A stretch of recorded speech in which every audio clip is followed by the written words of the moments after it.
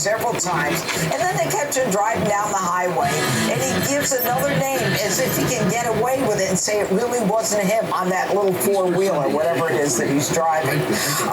He's slamming it into a Tesla. That people, who are not too bright, just assume the way to get back at Elon Musk, who hasn't done anything to them, is to go after other innocent people. I wanted to stay. I may not be sharp as a tack, Jack, but she's dull as something dull. And I would have done better. Wouldn't you rather vote for your grandpa than your crazy wine aunt? Yeah. I wasn't even that old back then either. When I was president, I'm old now. I feel it now. These days, I wake up 3 times to pee at night. And 2 of those times, I get out of bed.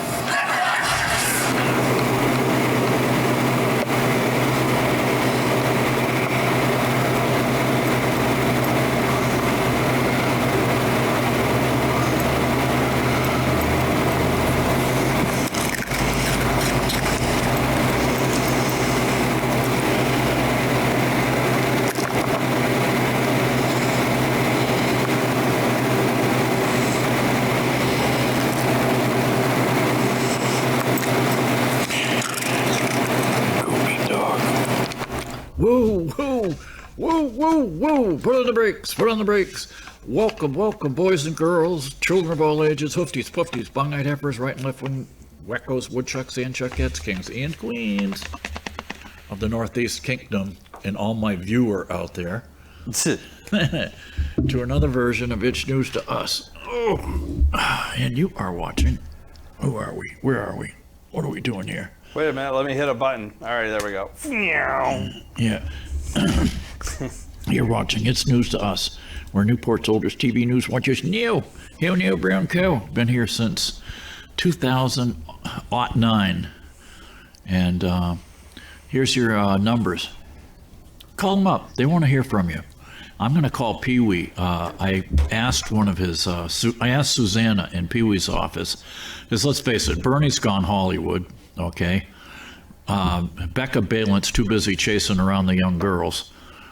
And so that leaves Pee Wee. So I called Pee Wee about the microplastics and fertilizer. And if he knows about it, and we got to stop it. He's got to talk to Bobby Kennedy Jr. and get that stuff out of there before there's nothing but plastics in our fields and food. And here we are.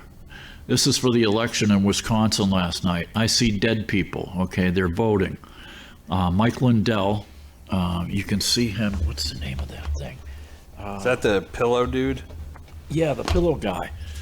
He says they stole the vote, and they did. And he's going to get it. You can go to lindellplan.com, Lindell, lindellplan.com, because they had 2 votes on that ballot, Todd, right? One of them was for the Supreme Court justice, okay, and the other one was for voter ID. Now, the voter ID, who wants voter ID? Mostly conservatives, right? Because they want people to show an ID to vote, like every other country, right? Right. So the voter ID measure passed, yet the conservative candidate went down in flames. How does that happen, boys and girls? You know what I mean?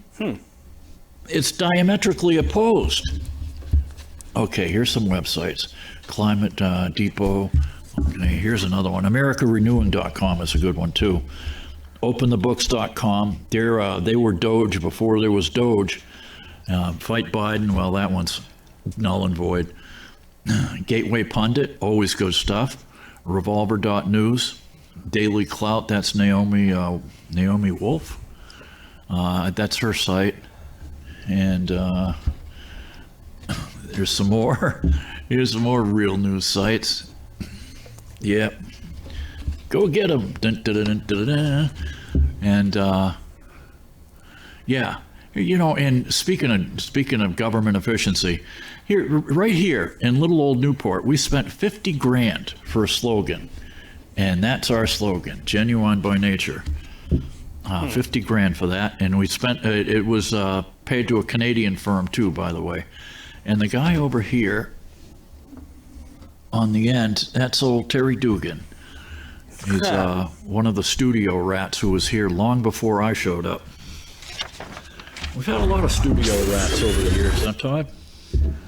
Yeah, there's been a good chunk of people coming through the door. And in the booth, we have the big guy, Todd Pronto. It's me again. Todd with one D, because it's good enough for God, it's good enough for Todd, Yeah. or vice versa. And tell your media presence, Todd. My stuff. Yeah, your stuff, your curriculum, your CV, your modus operandi, or whatever. ToddPronto.net or Facebook, YouTube, Instagram, Todd Pronto, 1D. And you can, he has coffees with Todd. Yeah, oh yeah. Every Sunday morning, Coffee with Todd, live streamed on the internet on Facebook and YouTube, rocking and rolling. Yeah, and he's available. He's available for live entertainment, either by himself as a renowned folk artist, folk artist, or with the band. And I can personally vouch for his lead guitar player. That guy is good. Yeah, he is. He is really something, man. He knows all the tricks. He knows all the chords. G, C, D. He knows the shortcuts. That's what kills me. And nobody will show me the damn shortcuts. Right? You know? I have to look them up in the book, and then in the book they're like, you got to move the fingers, are like, what the hell? And then when you look at the people playing up on stage, and it looks like they're playing a C chord up and down the fretboard. It's like, what the hell? I know, right? How's that work? Anyways, the news. Man, where do I begin? Oh my God. Today is the tariff day. And look, people, this tariff thing is Trump's bargaining. One thing this guy knows how to do is a deal, okay? And he masters the deal. He'd been doing it since he was in his 20s, okay? And okay, it's gonna hurt for a while. It's kind of like having a bum tooth, right, Todd?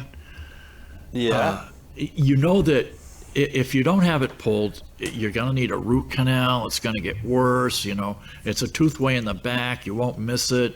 You know, but it's that if you don't have it pulled, it's gonna get worse, right?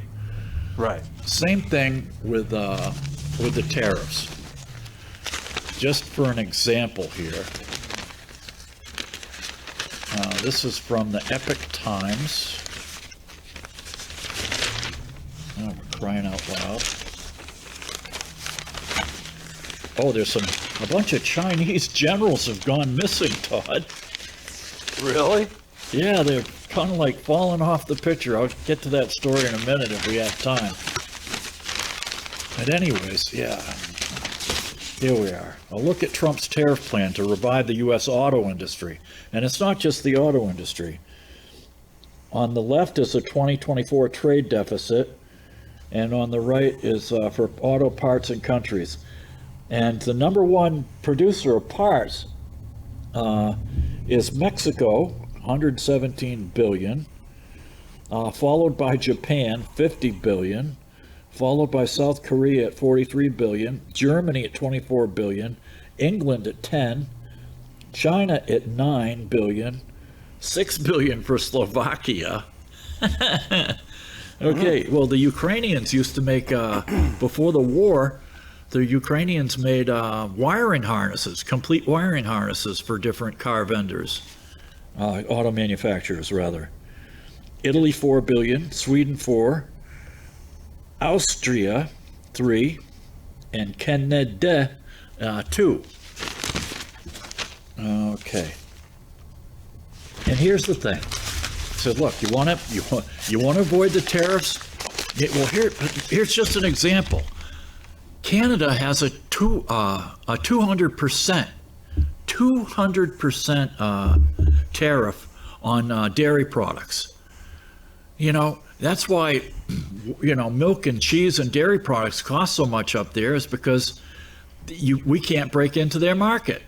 I mean, we could just Vermont and New York State alone, we could outsupply, strip the supply of every Canadian friggin' dairy, 200%. Yet that's supposed to be okay? The playing field is not level. It's like, say you went to play football against this team down the road or another school, and they got 10 points for every quarter right off the bat. It's like, wait a minute, how's that fair? Well, it's not fair. It's just the way it is. We get 10 points, and we always have, and we always will. It's crazy. And it was never like this. And what we did, and this was according to an act of Congress, because everything had to be an act of Congress in the old days, is they had customs houses in every state and city and port, everywhere. And here's the auto industry. Supply chains taking advantage of cheaper resources in other countries. And it's not just that. It's the EPA too.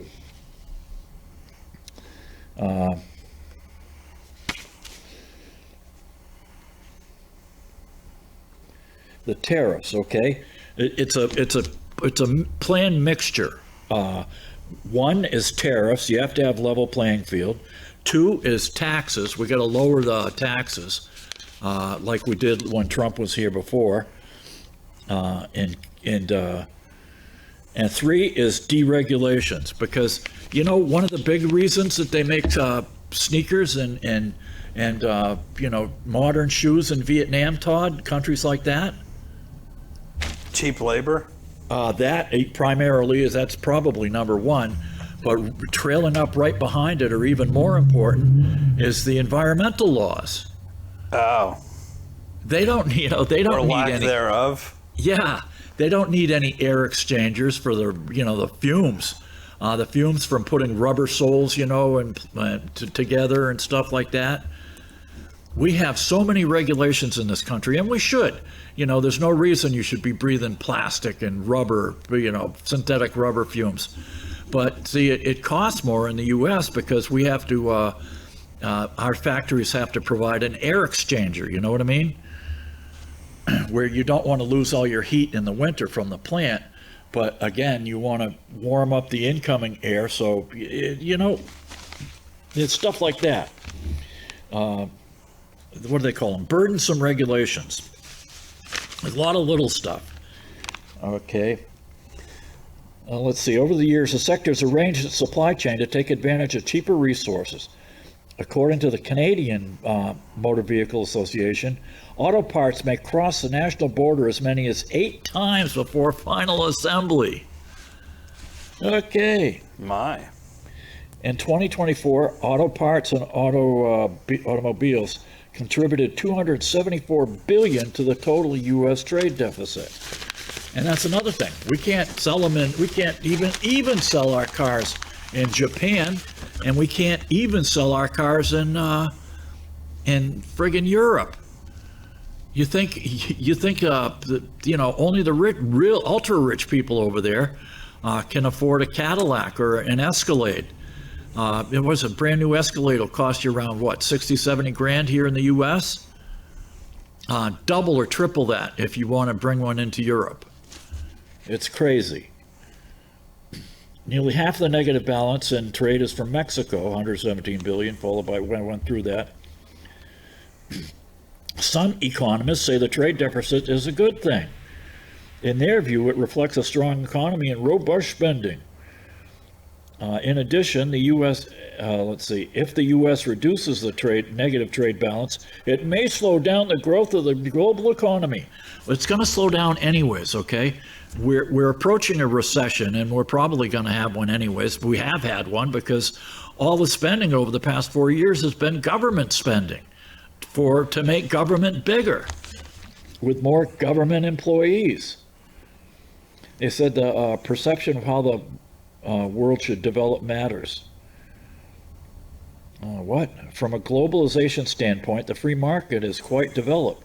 Therefore, outsourcing production to countries with cheap labor is a matter of high efficiency and divides roles and responsibilities among countries. Oh, yeah. Yeah. Divides roles and responsibilities. Okay, you're going to be a slave on a global plantation.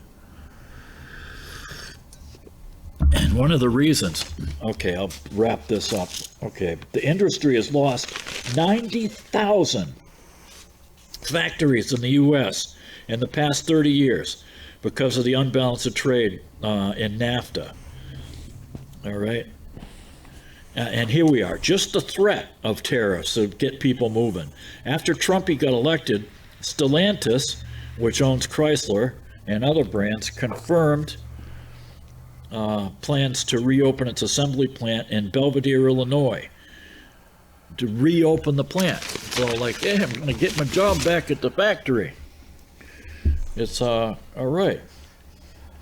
And build its updated mid-size SUV model in Detroit, a production line the company previously planned to move to Canada. So just the threat has Chrysler reopening an old plant and building a new one in Detroit, of all places. Go figure. Okay. And it gets better. Nissan CEO has discussed moving production out of Mexico. You know why? They don't need their arm twisted that bad, Todd. You know why? Why is that? Well, because if you think the American unions are kind of tough to deal with, try dealing with the cartels in Mexico, Buster. You know what I mean? They can hold up production like that. If you don't pay their bribes to Mr. the Jefe down the street, boom, they shut your factory down. They'll have their people out there at the gates, and nobody gets into your factory, Mr. Big. Okay? You think the American unions are bad? Oh, they ain't nothing like the cartels, Buster. Yeah. Earlier this month, Honda said it plans to produce its updated sedan model in Indiana instead of Mexico, because they've been having problems too. Go figure. How'd that happen? From the White House on March 24th, Hyundai announced $20 billion investment in U.S.-based manufacturing, including a $5.8 billion new steel plant in Louisiana. This investment is a clear demonstration that tariffs very strongly work, Trump said. Yeah, we're talking like between 5 and 8 trillion in modern updates and investments. Is that crazy or what? That's just, it's not a threat. It's not just a threat, like I said. In Mexico, one of the first things I learned down there when I lived down there for a while, they have a saying, and it's called necesita tu pago, okay? Pago means pay, and necesita, well, it means necessary, okay? Necesita tu pago, you must pay, okay? And they have another thing called mordita. It has something to do with your mandible or something. Mordita means the bite, okay? They put the bite on you. And when they put the bite on you, it's necesita tu pago, okay? Or else. Yeah. Oh, Todd, yeah, I sent you that stuff from the US Festival. Yeah, that's cool. Man, that we were the third largest city in California for 3 days. That's wild. Yeah, it was crazy. It was Memorial Day weekend. I told you I I got to meet Jobs and Wozniak in the beer tent. They offered me a job in the Bay Area. You didn't take it? No, because I was stupid. That's me, because I'm stupid. How big was Apple at that point? In '83, they were just putting out their first computer. Yep. Yeah. Because I'm stupid. I've been getting Rolling Stone since, God, I was 14 years old, which would have been about 1972. And was reading up on Apple and stuff. Plus, my roommate John Carstensen, he was a gearhead, when it came to stereos and computers and electronics. He worked for GA out in San Diego. They designed safety systems for nuclear reactors. So I knew what these guys look like. I mean, there's no mistaking Steve Wozniak, man. No. No, he looks like a caveman. It's like, they used to have those commercials, So Easy a Caveman Could Do It. Yeah. That's Wozniak right there, the Woz. And Jobs, man, he's kind of stood out too a little. He was very tall, as I recall. And so I met him in the beer tent. I mean, it was crazy. It was like 90 degrees out. It was the worst air quality in like 20 years. It was nuts. And I was there on Memorial Day, the 30th, in May 30th, 1983. And me and Kevin, the guy I want to do that memorial for, Todd, Yeah. we left early. It was still a 3-hour drive from San Diego. So we got to the parking lot, and U2 was playing that song, I Will Follow. Yeah. Yeah, and they were crazy good, man. The guitarist, he plays the guitar like it's kind of like a bagpipe. It's the only way I can describe it. And he's always doing the harmonics, hitting the harmonics, in between riffs. It was just crazy good. And the Bono guy, whatever, the lead singer, he was up like 100 feet in the air up off the stage on this stupid ladder they had for the gaffers. They're screaming at him to come down. But anyways, most all the stuff is on, it was being simulcast live, which was what we called it back then. You could get the audio over radio, over stereo, and MTV broadcast the video. Well, in the audio too. But back then the TVs had little 5x9 speakers in them, so it was better to listen to. It was crazy. It was in San Bernardino. It was like 125,000 people there that day, and so we got there when U2 was finishing up, and then after that it was the Pretenders, Joe Walsh, Stevie Nicks, and David Bowie. Damn. And we left during David Bowie. It was so bad. All these morons were burning rubbish in the steel barrels. Really? Yeah, it was crazy. And plastic and styrofoam, and it was just nuts. I looked at Kevin. I said, "Man, I'd had enough of Bowie." I said, "You want to get out of here?" He said, "Yeah, let's." That sea breeze in San Diego's looking mighty good. But anyways, it's all on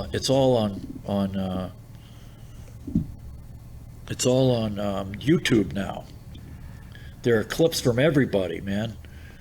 I had seen the opening bands in the morning were before U2 came on. It was Los Lobos, Little Steven, Quarter Flash, Berlin, and Missing Persons. And I'd seen Missing Persons too. They were crazy. And Los Lobos, they were good. I'd seen them at like Dick's in Solana Beach or somewhere. I can't recall. So anyways. Oh, there was an article in the Maine Wire. See, as the newspapers die, I mean, this one you get through the mail. basically, and it's long form articles, and they're really good. But they're not timely. And your local newspapers are timely, but they have as many pages as an old friggin' supermarket flyer, for crying out loud. So the mainwire.com had reported that this Haitian, Ronald Joseph, had boned his 14-year-old daughter. It's the second time he knocked her up, Todd. Wait, Yeah. what? Yeah. He was in one of these Healy hotels, as they call them in Massachusetts, for the refugees from Haiti. Because the Haitians, Nicaraguans, Cubans, and Venezuelans got TPS, which is temporary protective status. So they get to the front of the line. And it's ironic because the people cleaning the motel rooms were like Brazilians who came up here to work. And they're cleaning the rooms of these pygmies from the other countries.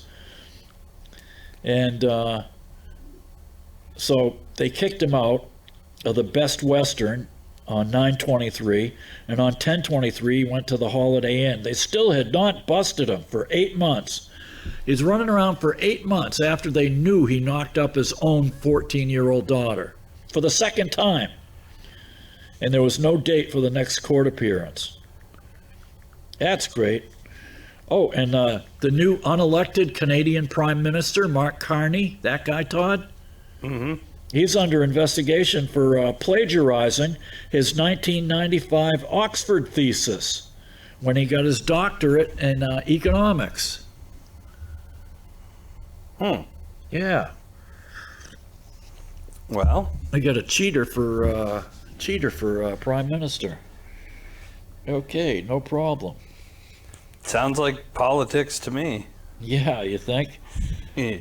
And the JFK files came out yesterday, day before, and it shows that the CIA had a 198-page file on Lee Harvey Oswald and been watching him for 4 years. Yeah, okay. All right. Yeah, I'm just a patsy. I'm just a patsy. Yeah, and the Federal Communications Commission had canned DEI, which was their number 2 mission statement under the Biden regime. And did you know Disney had segregated its employees by race and gender? Really? Yeah, it's kind of like illegal. No, it's fine. Yeah. They had the FCC commissioner on Charlie Kirk's show this morning. It's crazy. And also, if you go to Vox, Vox's voice in Latin,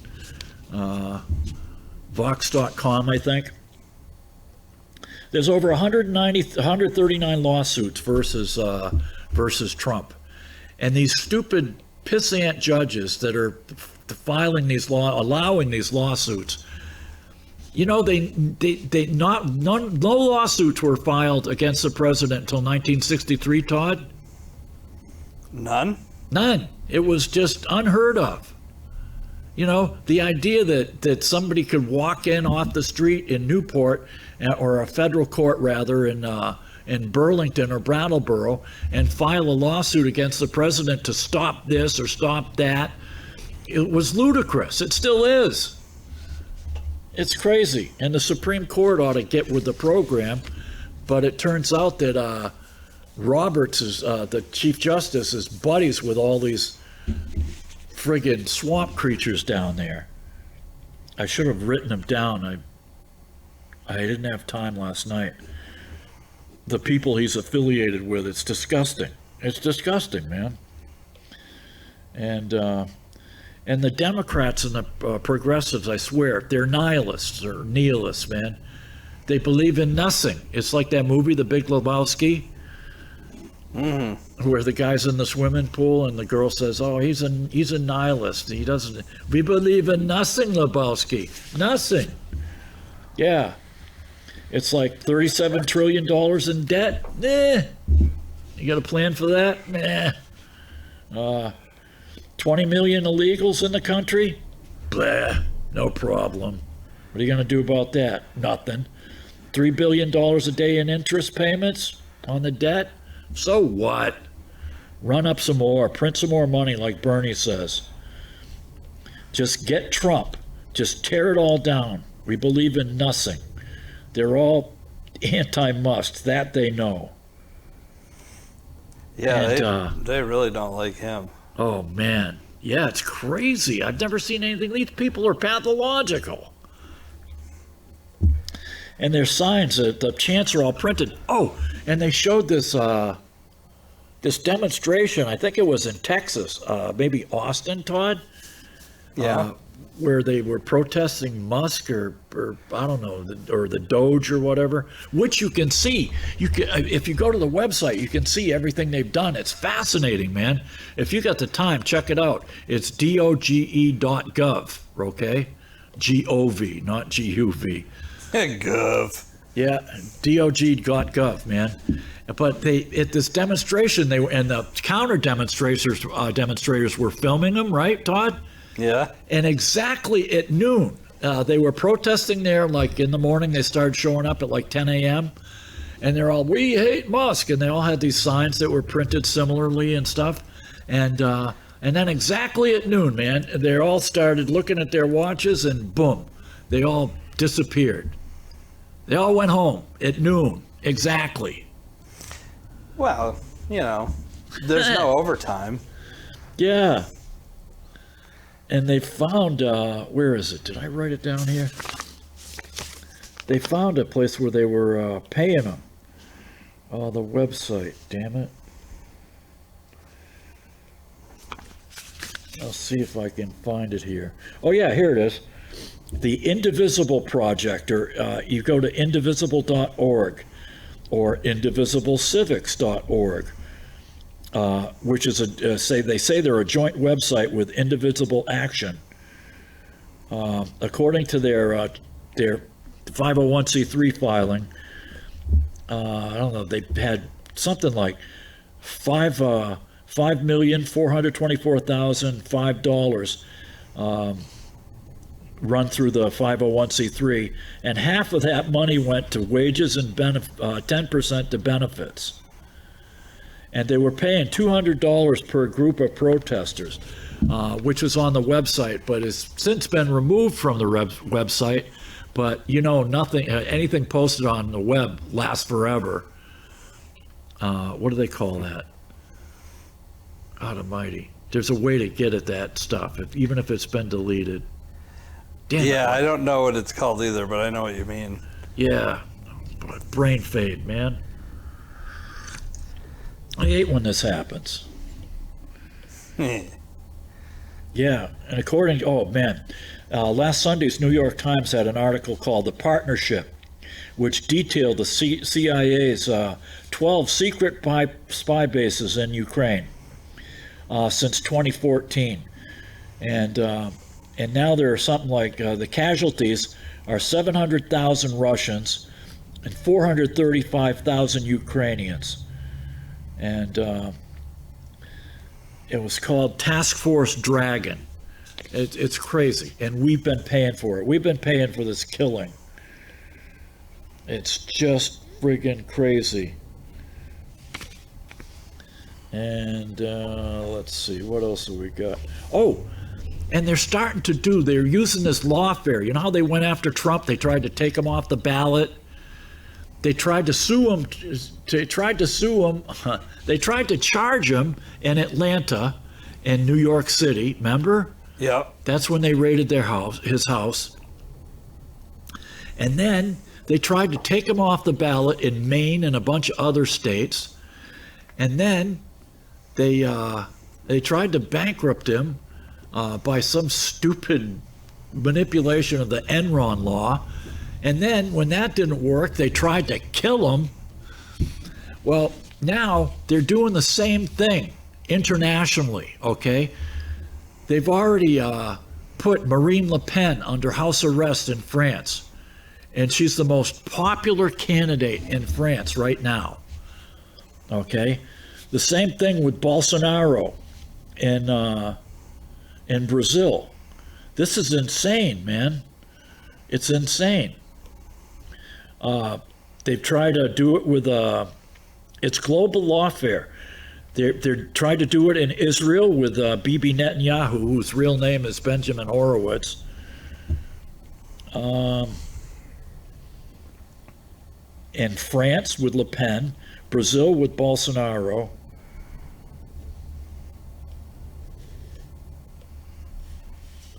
"30 weeks. What the heck?" Oh, and they had protests in Gaza last week, past couple weeks or something, against Hamas. These people have finally got up their behind quarters and said, "Look, we're sick of Hamas. We're going to go out in there and protest them, right? Carry some signs and march down the street." And they even managed to get the video out into Israel. So it was, I think it was on Al Jazeera. Well, guess what happened to them, Toddster? The Tear gas? Huh? Tear gas? Yeah, tear gas would have been nice. The number one anti-Hamas guy was killed, and they left his body on his doorstep. These are some real nice folks. Oof. Real nice folks. Oh, and Harvard stands to lose $9 billion in federal funds. This is great. I mean, why should we be giving federal funds to a university that has a almost $60 billion endowment? It's crazy. And every other Ivy League college also. Yeah, let's see. Oh, and then Beta Tech, the company that builds electric aircraft, they just flew one from coast to coast. You see that, Todd? Yeah. Isn't that crazy? That's wild. That's got to be some wild battery tech, mister. Yeah. They said they stopped in 20 states, 82 fields in 20 states, but they don't say how many charging stations they used and how long it took to recharge. Which to me is the most important part of the whole story. Yeah, right. It was I went to their website. Their website looks like dog crap. I mean, it's a decent site, but it looks like it was last updated, I don't know, last summer or last spring. And there was nothing about the coast-to-coast flight. So I went to the local TV stations and watched watched the reports, and there was nothing there either about the stuff. Yeah, and let's see. If you go to the dailywire.com, you can see the articles by Todd Bentzman. He details how the cartels are really going after each other down in Culiacan, Mexico. And the tariffs and the border clampdowns have stopped the fentanyl. So the cartels are at war with each other now, and it's not a pretty sight. There's a lot of dead bodies hanging from bridges and stuff. And I saw that interview with Musk. Oh my God, you guys have to see this. It's from last Thursday. Okay, he went on. He had a group of engineers that went on with him, and there were no kids there. These were all business leaders and engineers. One was an actual rocket scientist. With Brett Baer from Fox News. And you can see that at YouTube. There's a short version of the interview, and then there's a long version. I think it's like a little over half an hour, and it's on YouTube. And it's a great Q&A, man. And Musk was saying that the government allows a transactional review versus an audit. And the last comptroller, David Walker, he'd asked for a reduction in force, and he did a tour across the USA. And then they had the NPR hearings, and it's like, oh my God, like Marjorie Taylor Greene said, the blonde woman, congresswoman from Georgia. She says, look, we don't mind being kicked around. We're used to that, okay? But you're not going to do it on our dime. Why should we pay PBS or NPR to kick us around? And it's like, it's true, and then they come back and they say, well, it's only, it's only a little part of the budget. Well, if it's only a little part of the budget, then you won't miss it, will you? It's crazy, man. No more. No more paying for NPR. And it's been almost a year now since that trans kid shot up the Christian school in Tennessee or whatever, and we still haven't. The FBI still has not released its manifesto. They just won't do it, man. And I was watching. I was on YouTube, and I have that song list. You play a song more than once, and it's like gets on your list for some reason, thanks to AI. And one of the songs was "The City of New Orleans." Oh yeah, the Arlo Guthrie. Yeah, the Willie Nelson version's good too. Yeah, but one of the Arlo Guthrie version has it shows the actual train, the City of New Orleans, that heads out of Chicago and goes to Memphis, if not New Orleans. And it's a great video. And so it got me thinking. It's like, wait a minute, Biden promised us high-speed rail, or at least rail. We had passenger trains before. Why can't we have them now? I want my trains back. I want my trains back. It was great. You could hop on a train, man, fall asleep, didn't have to worry about anything. It was great. Go to the club car, get something to eat or drink. Go to the observation car in the back or in the middle of it was awesome. It was just awesome, man. And where's our smart grid, man? Where's all the projects that Obama promised? We got nothing. We got nothing, man. We got dick. All right, let's see. Yeah, and they're still the Dems and the progressives. They're still harping about that call where everybody was in on this call, and the group, the text, group text, right? Yeah, the group text, exactly. Thanks, Todd. And let's see, the Atlantic had supposedly broken the story. Now, any good or patriotic citizen, as soon as they were notified of this chat, you think that they would have notified the people in the chat room, say, hey, look, I'm here accidentally, but you might want to set up another one. I'll punch out right now, But oh no, surprisingly, this guy who's one of Trump's #1 enemies, he just so happens to listen and record the whole thing. And yet there were no names, there were no targets, there were no locations, there were no war plans, there were no units, no routes, no sources or methods, and no classified information.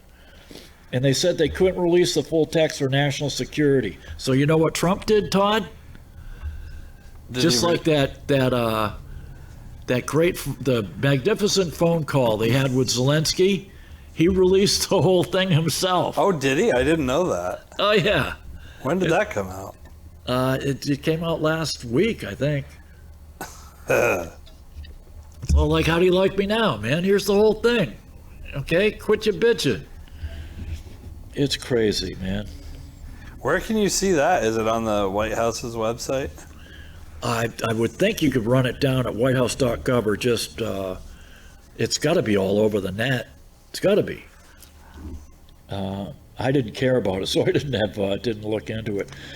Anyways, one of the things I learned from Elon, from the Musketeers, is there are 700 different IT systems at the National Institute of Health.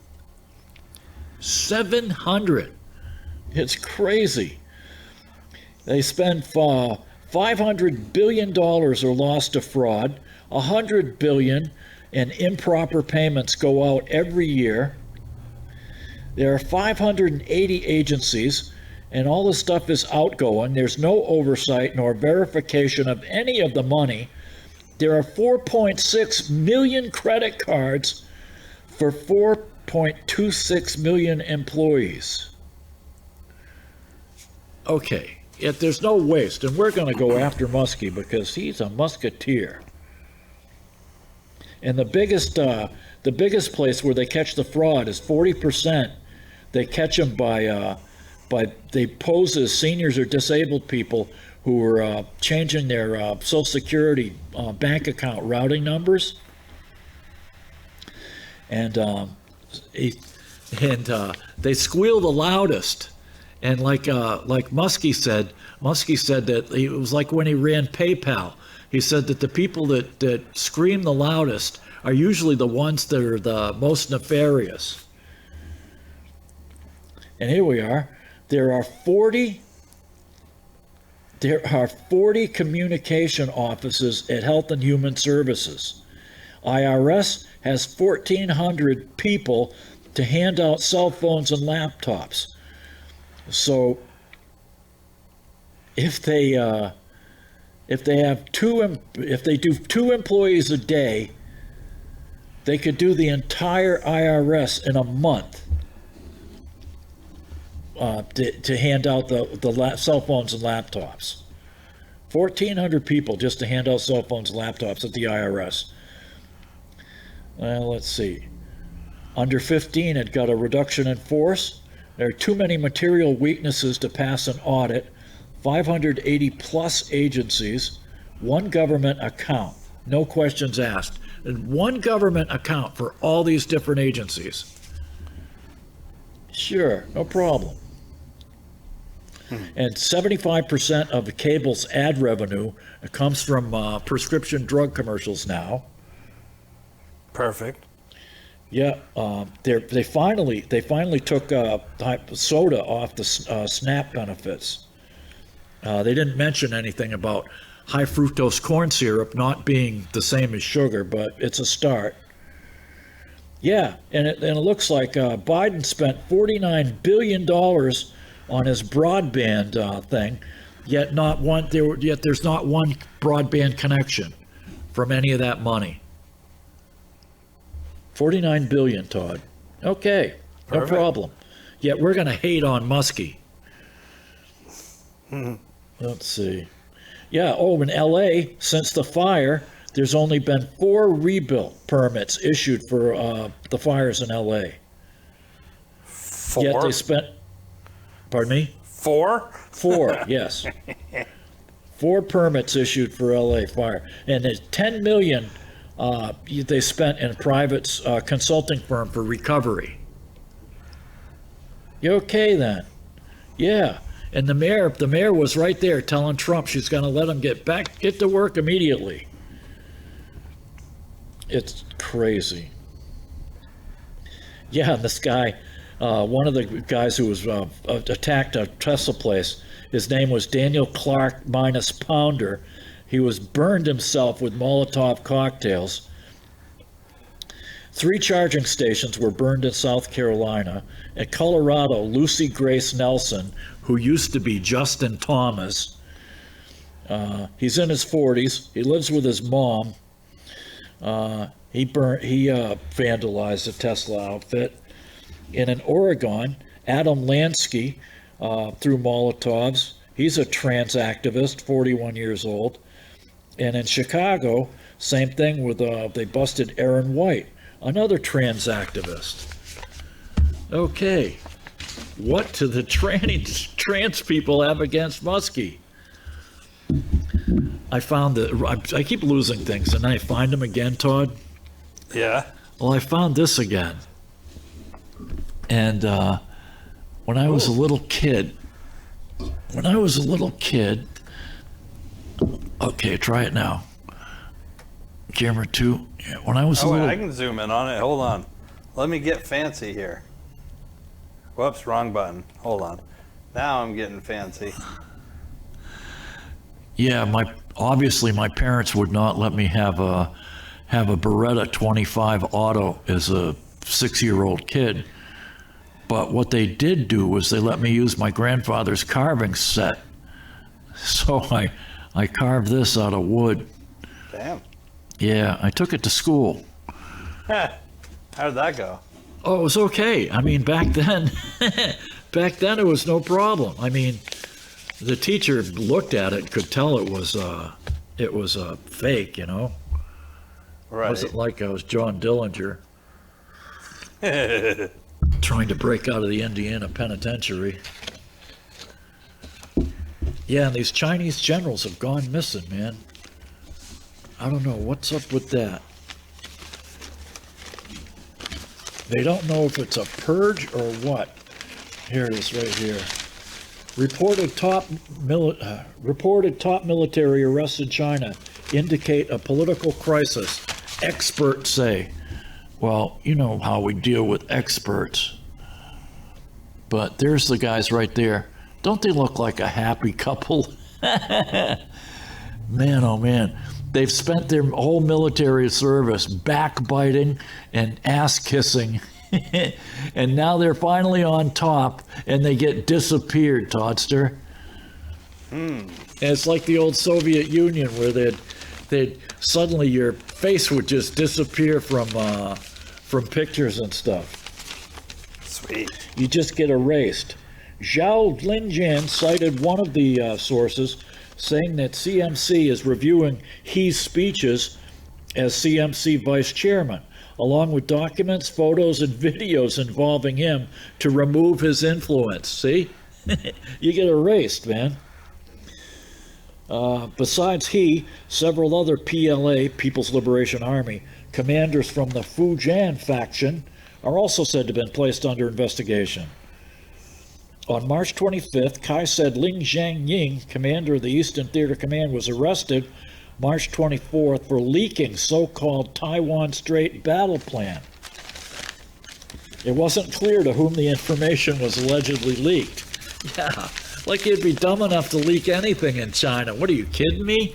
They watch your every move, man. Doesn't matter how up the ladder you are. Meanwhile, the absence of Defense Minister Dong Jun from a plenary meeting of the State Council earlier also raised some eyebrows. So we got a missing Dong in China. Now watch out. If you see Dong on the street, man, tell them we're looking for him. So far, Peking has not commented on the reported arrests or provided an explanation for Dong's absence. And it goes on and on. Yeah, the PLA means it won't be able to launch an invasion of Taiwan in the near future. It's wild, man. It's wild. And of course, from my buddy, Cluster Fluff, it's not Cluster Fluff. You can see his stuff at Kunstler, James Allen Kunstler at, damn it, what's the name of that? Substack. You can see his writing, Kunstler at Substack.com. But he's great, man. He's the best writer since Hunter Thompson. The current conflict between Europe and America is not reducible towards contrasting approaches towards Russia's invasion of Ukraine. Frank Faridi on Substack, James Howard Kunstler. Contrary to the Western media's trash talk, Russian military has not been downgraded. If anything, has been significantly upgraded, according to Alex Craner. T.S. Eliot called April the cruelest month. The conclusion of Joe Biden's Ukraine war fiasco looms. You can tell because the New York Times published a gigantic piece on Sunday detailing how the Pentagon and the CIA actually ran all of Ukraine's tactical operations out of a base in Wiesbaden, Germany. That was the one I was just telling you about. It's called The Partnership. And if you don't subscribe to the New York Times, you might be able to read it free, or you can read a synopsis of the article. It's a long article. but it's called the Partnership. So they finally puked it out, detailing how the Pentagon CIA ran it all out of Wiesbaden. After building a colossal Ukraine war machine after the 2014 color revolution in Kiev. Since the very start of the hot war in 22, we did all the targeting for the weapons we gave them and planned their every move. Yeah, and it looks like I'm not the only one. There's a bunch of people that are saying that Zelensky is nothing but a coke fiend figurehead. Sweet. I wonder. You got about 4 minutes, by the way. Okay, cool, thanks. If he's hanging around with Hunter Biden, you can bet your bippy. The motive behind it all, from the neocons and other NATO neo-morons, was to weaken Russia, bust it up, and seize its resources. Yeah, right. Now the whole thing is ending in Ukraine's defeat and the West's humiliation. Okay, here we are. Trump, the uber realist, knows that the Russians are going to roll up Ukraine this spring, and there's increasingly not much can be done about it, except to try and put the best face on it, which is that wasn't his war. As long as the coke freak Zelensky remains in charge, Ukraine will be negotiation unworthy, as the Russian phrase goes. So U.S.-Russia peace talks are largely diplomatic showbiz. Both Putin and Trump were painfully aware of this, and hence Trump's latest performance bluster about sanctions won't amount to anything.